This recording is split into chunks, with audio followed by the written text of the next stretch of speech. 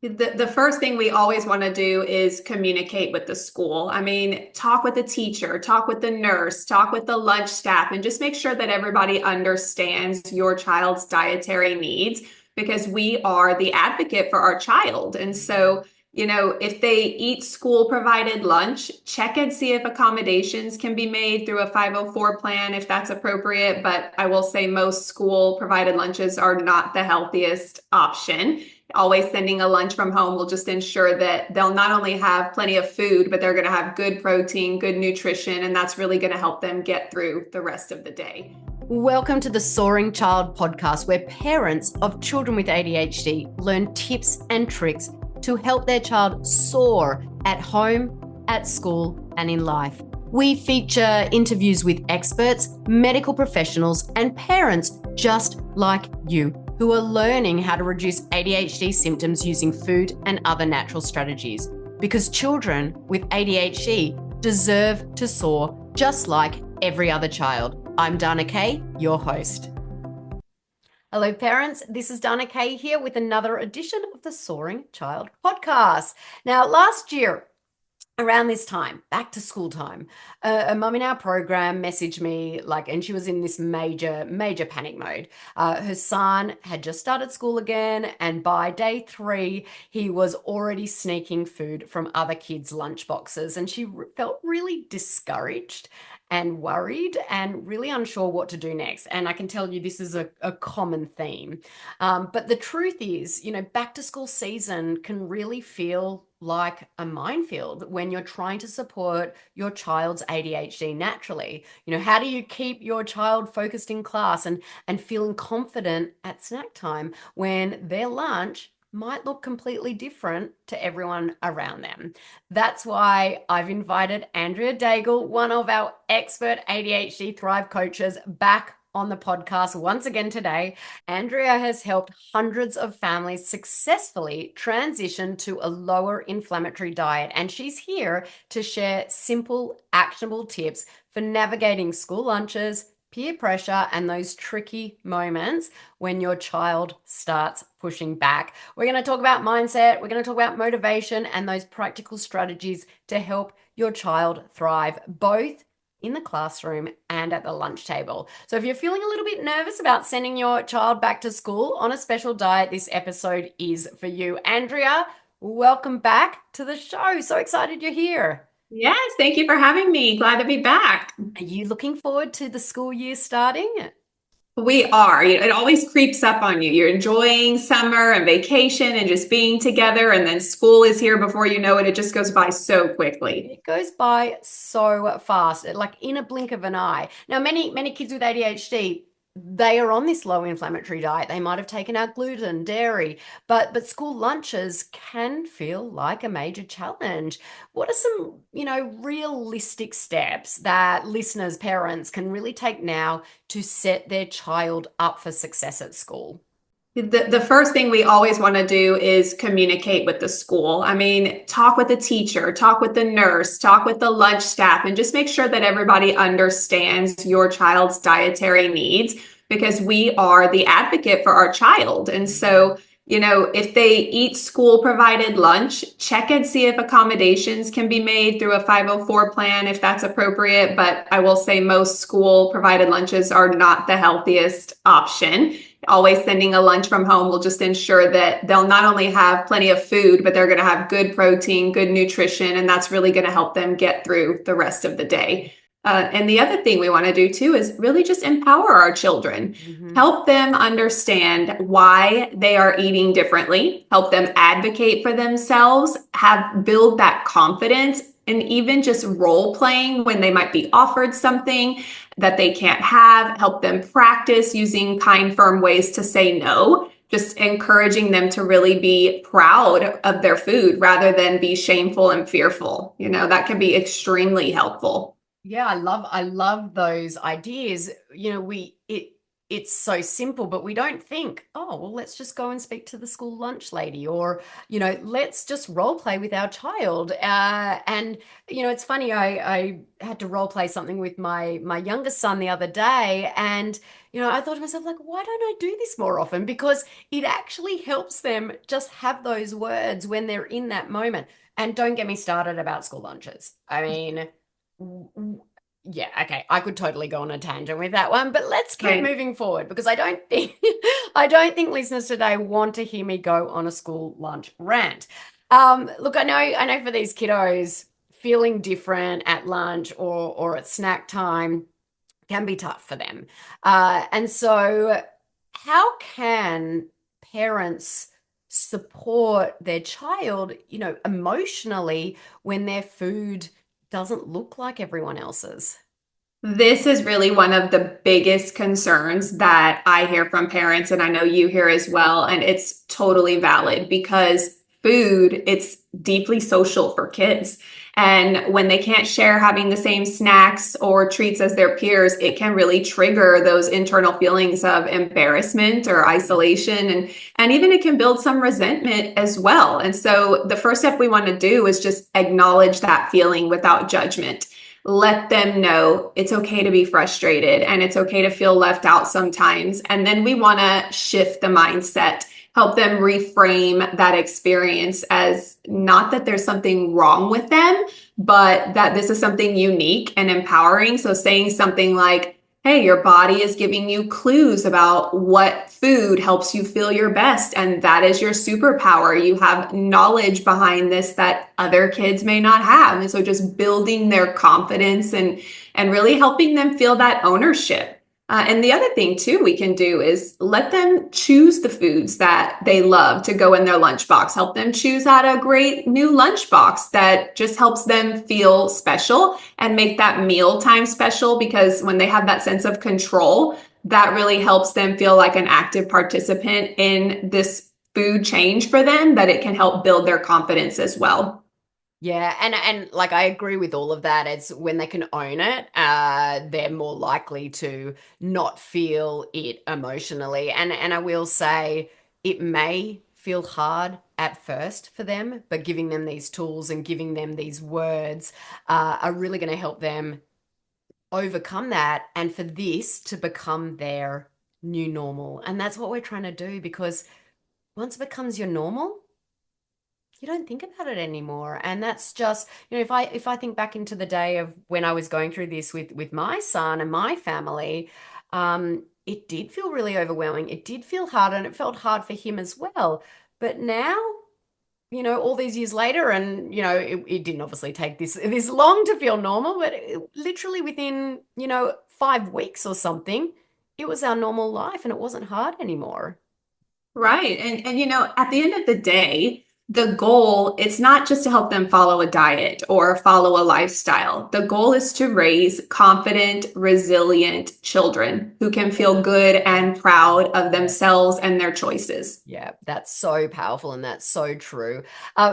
Let's talk about go-to lunchbox ideas because I know we have a free Facebook group, the ADHD Parent Nutrition Support Group. So listeners, if you are not in that, you can go and find that on Facebook. But we get asked all the time. There's posts all the time. What do I put in my kids' lunchbox? Especially, for the ones that are on this lower inflammatory diet, but also maybe picky or easily overwhelmed by change. So what are your go-tos?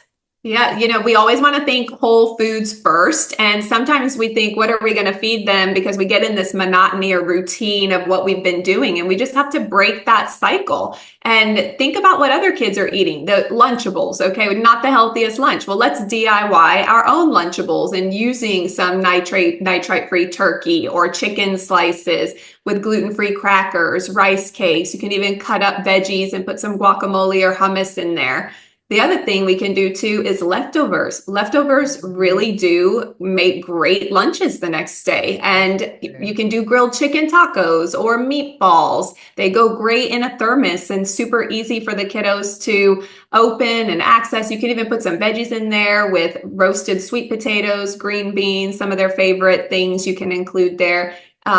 My kids' personal favorite is breakfast for lunch, and they love when my kids do make their own lunches. And so I'll say we have extra pancakes, put them in your lunchbox. So getting gluten-free pancakes or waffles and include some sun butter or nut butter slices, that can be great. And just pair it with like a hard-boiled egg for some extra protein. Those are some really good, easy go-to lunches that everybody loves. Yeah, I love all of those ideas. I love the idea of breakfast for lunch. We do breakfast for dinner a lot, but doing breakfast for lunch is a great idea. And when you've got those bento boxes, popping the waffles or the pancakes in one of the things, popping that boiled egg in the other. What we do also is we actually cook nitrate free bacon. Applegate's our favorite brand.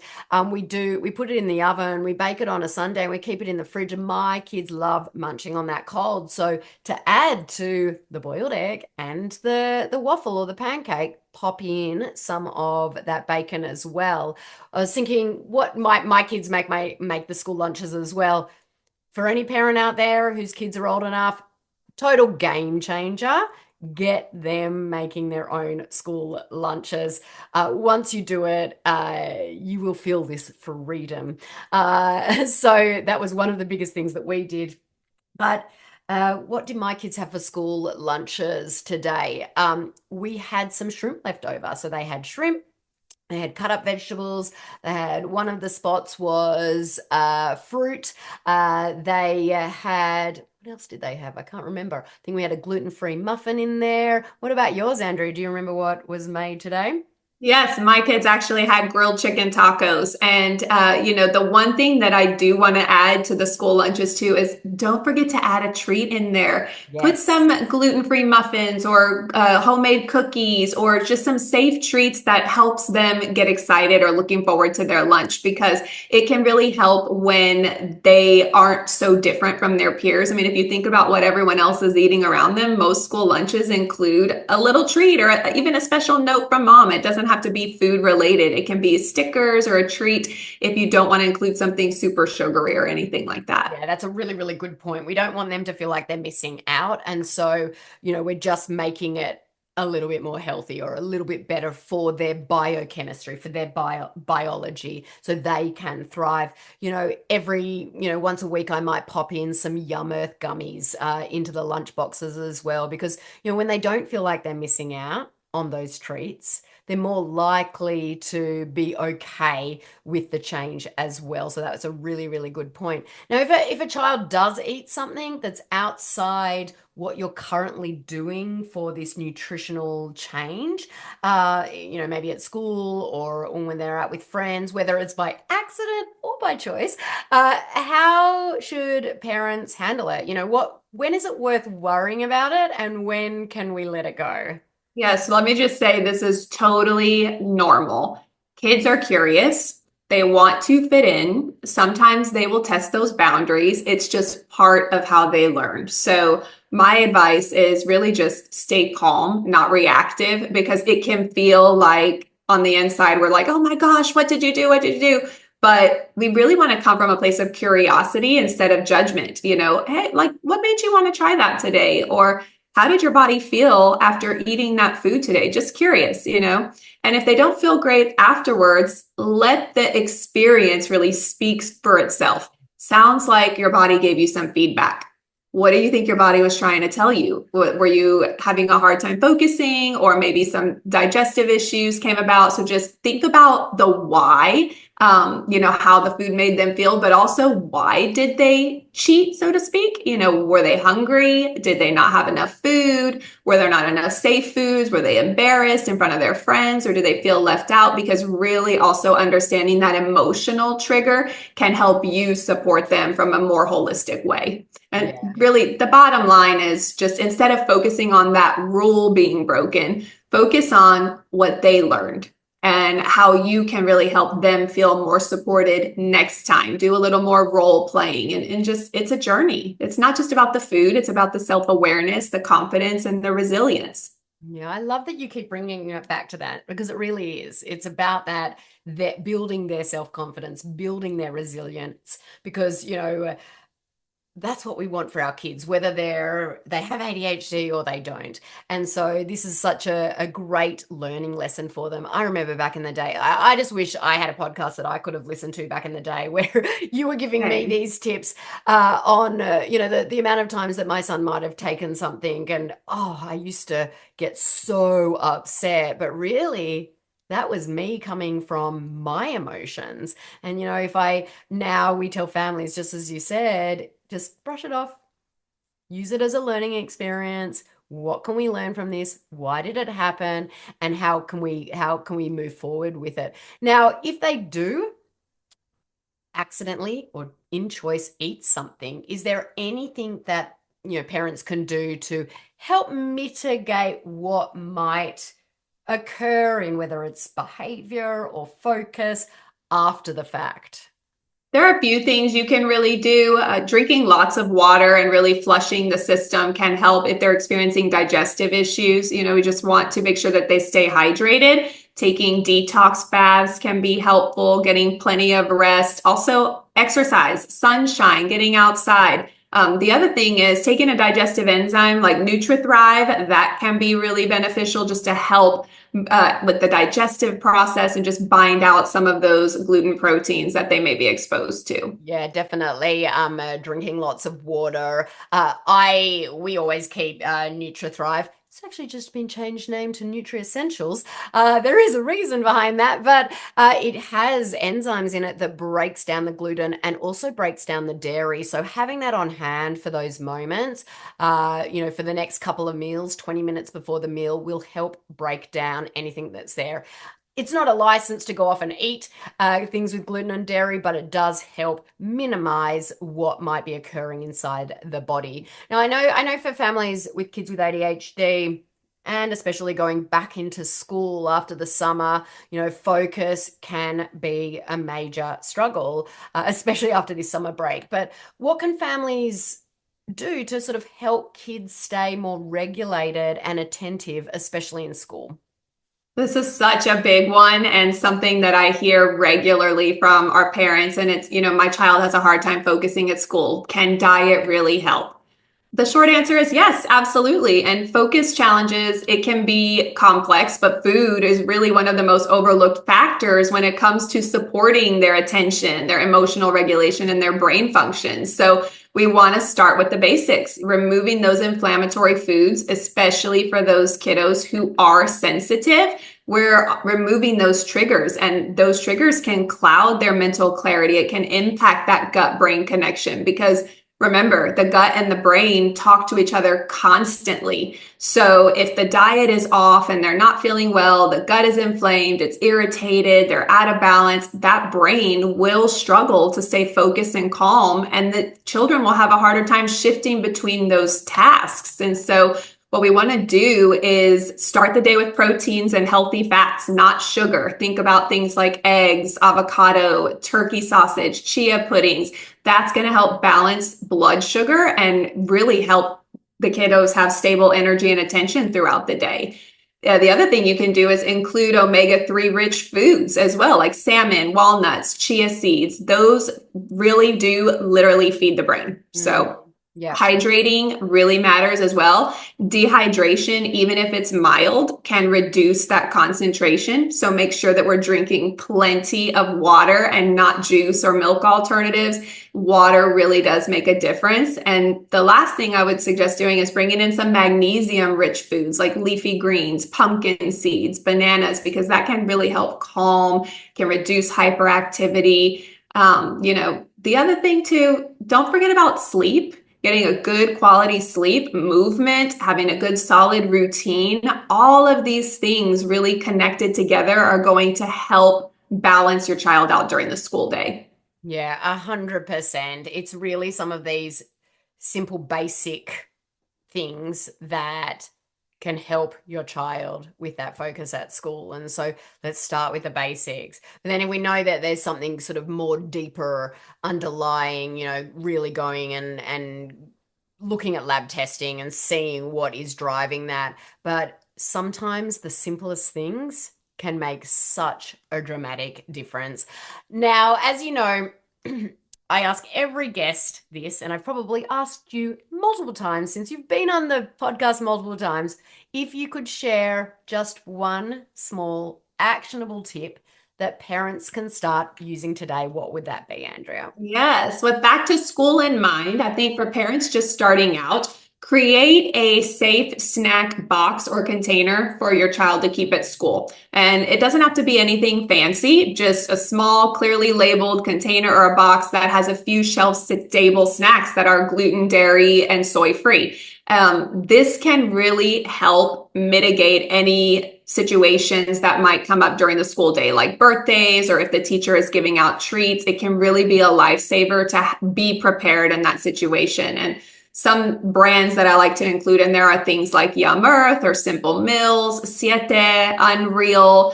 That really does take some pressure also off of the teachers as well, who may not always know what to do in that situation. Your child won't feel left out. They'll have a safe treat. Include them in that process and building that special container, and that will help set your first week of school off on the right foot. Great tip. I love that 100%. It can be a lifesaver in so many situations.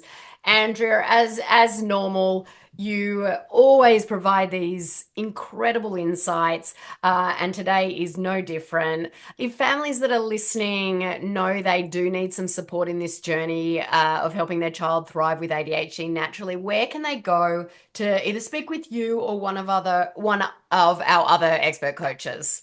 Yes, just hop on our website at adhdthriveinstitute.com and book a call with our team, and we'd love to chat and help you get started off on the right foot for school.